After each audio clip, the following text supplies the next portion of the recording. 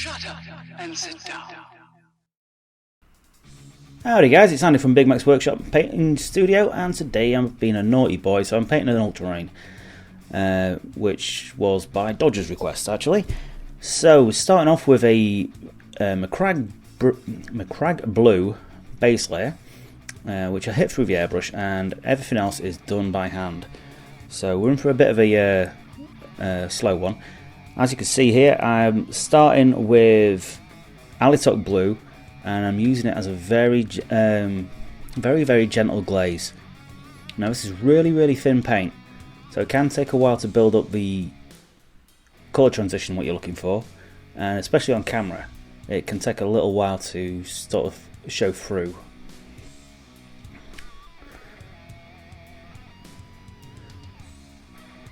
Now as you can see, I'm just gently feathering the paint towards the lower areas where the highlights are going to be, pushing the paint along with the brush, allowing it to build up where I'm wanting the paint to be at its lightest.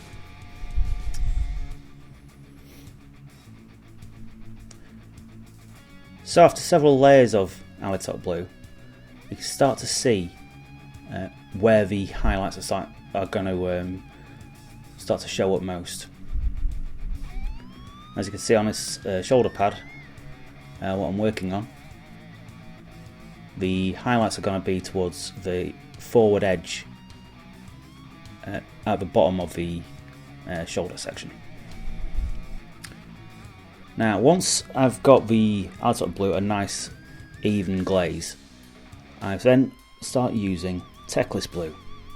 Now it's a laborious process, and he's going to spend a lot of time working backwards and forwards with the different three shades of blue what I'm using, which is McCrag, Alitok and Techless.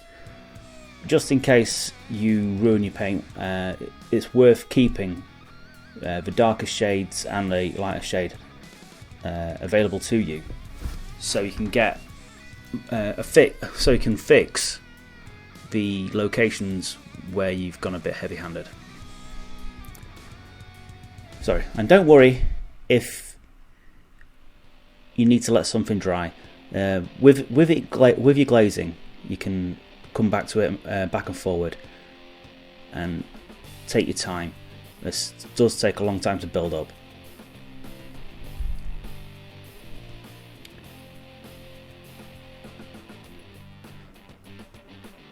So I'm starting to work on the foot and lower leg part. I think it's a greave, and I'm pulling up paint forward towards the front of the foot and front of the toe, making the highlights further away from the inside of the foot where it would be the most dark. As you can see, I'm starting to put them high contrast lines in. I'm doing something a little bit different. It's a style of painting I've seen a lot on the internet, and I've always fancied it but never really tried to have a go. So I'm starting to put some high contrast lines in sporadic places of the model, what are roughly facing the same direction but not necessarily in the same spots, to represent the light hitting the sporadic random manner. So now I'm using a really thin layer of Fenrisian Grey to pull them highlights together in the most extreme areas. Again, it's really thin, and I'm pulling up and down with the different darker colours wherever I screw it up, and just go a little bit heavy with some areas. And I'm just building them high points to a nice bright light grey finish. I don't want to go as far as white because again, this is a very new technique I'm trying, a very new style, so I wanted to keep it fairly subtle without going over the top, but still showing off some of that interesting colour change. So on to the next bit, and I'm just starting to black out all the different sections of the armour, all the areas what are basically not going to be blue. The reason I use black is just because it gives you a nice solid foundation, and allows all the paint to start off from an even footing, so you get the colour you're intending to work with. And obviously you want to be really careful, just making sure you don't cover too much of the any of the paintwork you've already done. So onto the tapes and the ropes. Now this is done with a base of Terra Earth by Vallejo. Now again, thin layers and building up that base colour really nicely, and it's going across all the purity seals, that sort of thing, and bringing a nice sort of royal rope look to the model, making them look quite regal. That's the intention. Sort of an off, attempting some kind of off gold maybe. And onto, he's got this weird sort of grenade looking thing, some kind of icon, and I based that in a brassy brass, as I wanted to go up to a gold, but not in the traditional ways I would normally sort of work that. And all the other gold work, including his shoulder pad and any other sort of extravagant sections, are all based in the same colour. So the next layer is Vallejo's gold. As always with golds, this tends to be a really thin paint, so you can't get a base layer out of it without finding something really rich in colour. But this is sort of very yellowy gold, so it just builds up them highlights on the areas really nicely. I'm just trying to leave a touch of the brassy brass in the deepest sections, making the paint have some depth to it as well.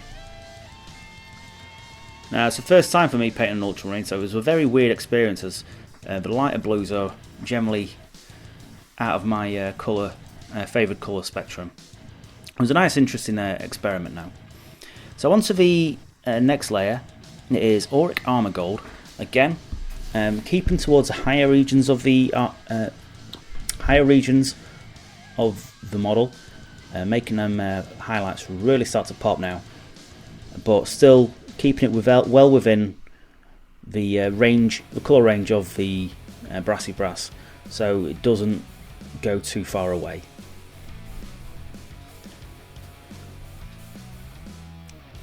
So after that, all the Terra Earth sections and all the gold sections were washed in Agrax Earthshade. And now this was pretty much straight from the pot, maybe a little bit of thinner thrown in just to allow it to run a little bit better. Quite liberally applied to all of these sections of the golden rope areas.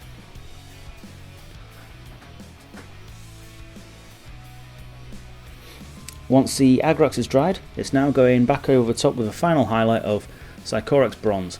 Now I'm trying to just keep the highlights to the leading edges of the bronze work, and any sections where I go a little bit too far, I'm just taking back with one of its previous colours, depending on how far into the highlight I go, into the shaded area I go, sorry. But the Agrax really does a job to blend the colours together and add depth to the detail, so it makes the armour really interesting at this point. Back onto the rope work then, and once the Agrax is dried, it is khaki now, and this is applied along the detail work of the rope, so where the rope twists into itself, also where it splays out as an individual thing. I'm just picking out those sections and just adding gentle highlights across all the bindings in the rope. Now, it is nice if you can keep this neat, but don't be too concerned, as we will be going back over with the wash to tidy it up. Once the khaki's gone down, it is now bone white, again across all the same areas, but to a more narrow point. As you can see, I've changed my brush at this stage to make sure that I can pick those highlights out just a little bit neater, make it a little bit more sharp at the real points of the highlighted areas.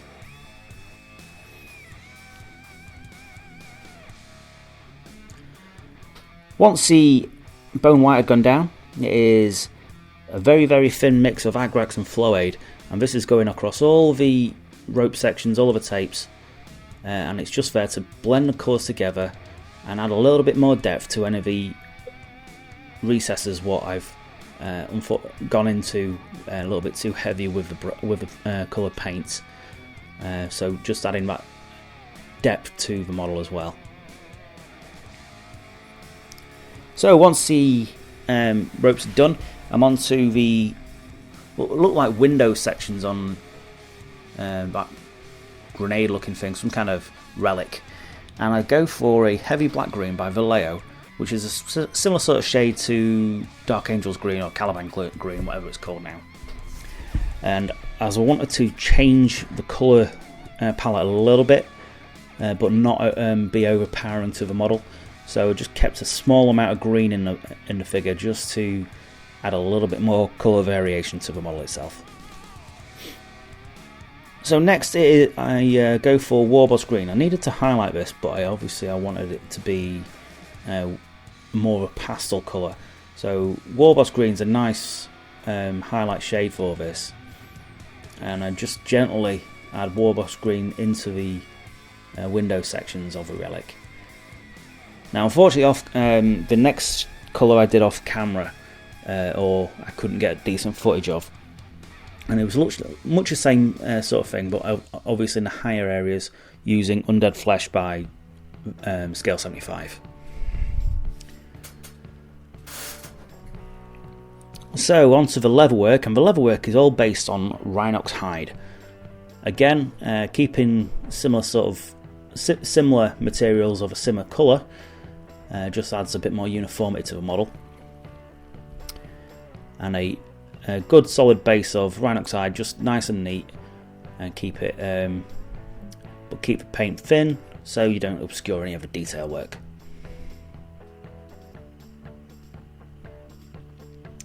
So, highlighting the grenade was done in much the same way as the relic section. So, based in Caliban, highlighted with a touch of Warbots Green, and then at the end, I've thrown a Northern Oil over it, just to add an extra bit of detail into the model.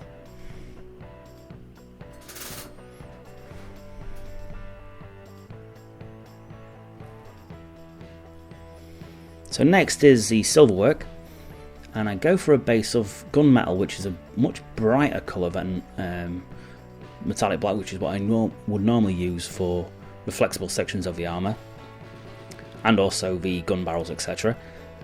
Now, I wanted to use a slightly different colour palette to what I would normally go. I wanted to try some different colours out, do things a little bit differently. I want to keep it interesting for you guys, and which is why I also painted things in a slightly different manner.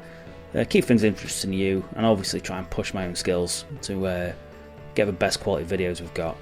Now, this is where I hit a non-oil across all the metalwork. I also go onto the grenade, as suggested earlier, just to get that depth of colour into the model, all over the metalwork though, just to get it right in there. This is pure oil, straight from the pot. I do tend to do that with the non-oil washers.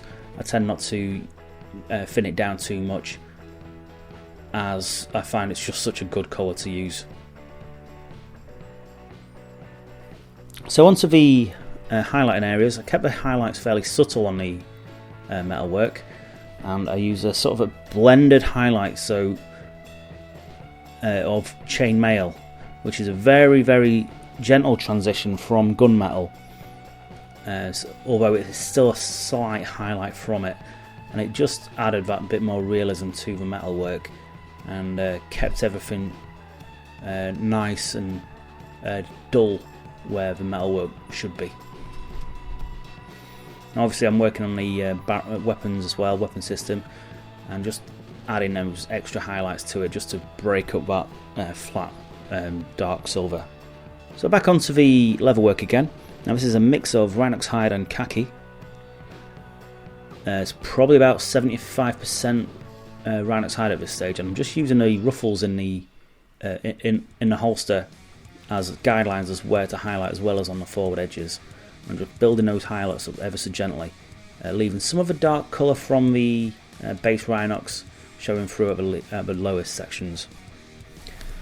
So adding a touch more khaki in now, so around about 60% Rhinox. I'm just building up those centre highlights on the in the ruffled areas where the raised sections are, and also obviously on the leading edges as well, pulling that highlight out, making it more visible the further away from the recesses it is.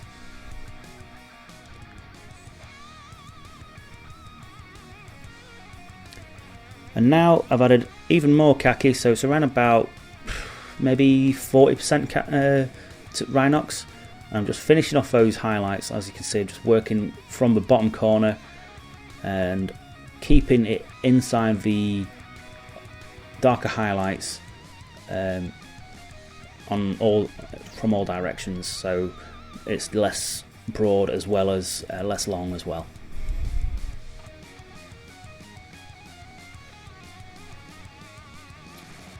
So onto the highlight in the black.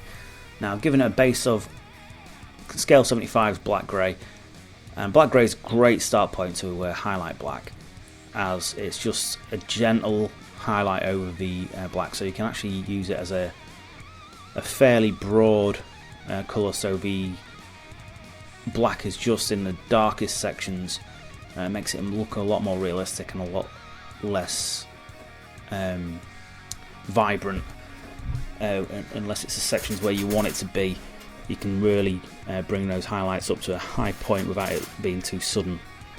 I then added Dawnstone into it, and it's just a couple of touches of Dawnstone, so it's still fairly dark. And I'm just starting to work on the highlights of the top edges where the detail work is, but still leaving plenty of the black grey showing through, so it's not overpowering the darkness of the colour.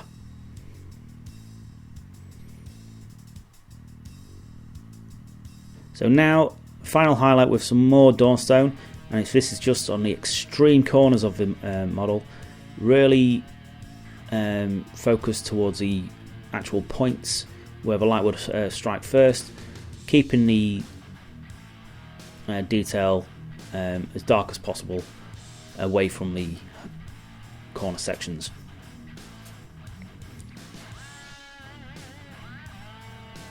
So once those highlights are down, some null oil again, and just to blend those colours back together, adding that depth of colour as before where it needs to be, and also ties the colours together a little bit better, so if the highlights are a little bit stark, it darkens them down just a touch, just enough to make them look a lot more natural.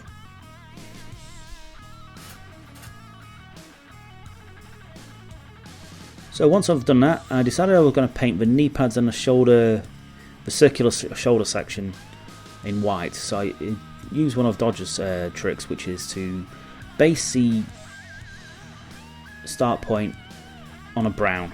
Now this did two things. Obviously it made it easier to get up to a white, but it also changed the tone of the white from being a blue-grey to white to being a brown to white, so I could make the white a different shade, so added again a bit more colour variation to it rather than it all being from the same palette.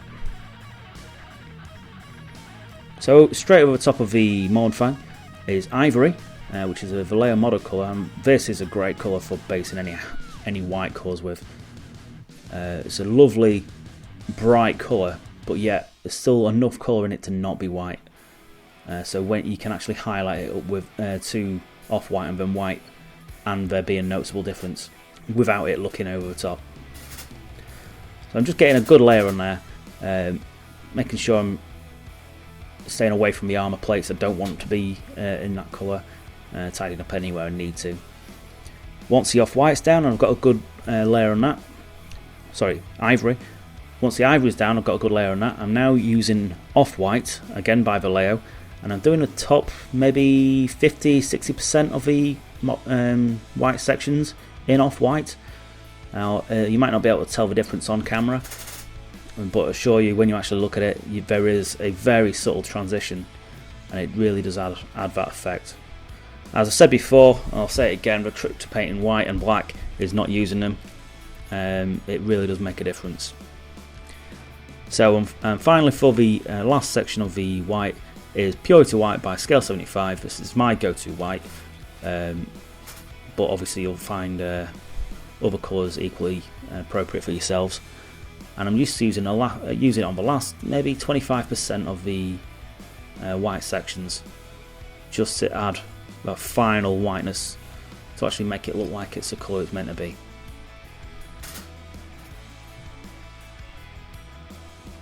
So onto the cloak. Now I did something a little bit different on the cloak. I went for wet blending rather than glazing. Now my wet blending's been a bit iffy, but I do make a good attempt at this one. So as you can see, I'm just getting thin layers of paint into the raised sections. What you're going to wind up with is a very weird stripy sort of colour pattern, should I say, from the model. But that's totally fine. It's all a case of getting the paint where you need it first, and then adding the other shades into it before you start doing any work. So once I've got a decent enough coat on now, what I'm happy with, I then add Rhinox hide into the lower sections, and also anywhere where there's a crease, to just add a little bit of depth into the red. Again, thin paint, but I am letting it dry. That's one of the important things with wet blending, is letting it dry from time to time. That way you don't peel the paint off with your wet paint. So once you've had a few layers playing around with the colours, give it a few minutes to dry, and then start again doing the same thing. So for the high points, I'm now adding a touch of golden yellow by Vallejo. Any yellow will do, just so long as it's nice and bright. And again, I'm doing exactly the same thing what I did with the Rhinox hide, just on the higher sections. I'm just building a couple of gentle layers on there, just to give the red something to work with. So there you are, I've got a bit of a weird stripy thing going on. And the inside of the cloak is done exactly the same way.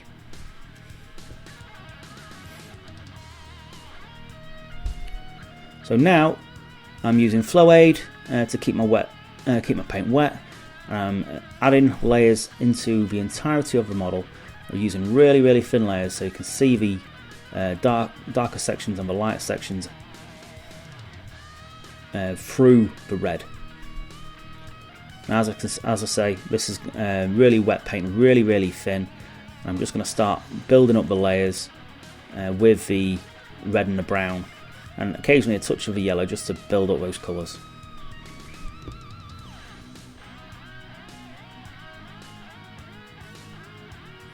So now I'm going to add the brown in. Again, really thin paint, and I'm not going to start letting it dry now. At this point, I'm just going to go straight into the red and build the paint into each other.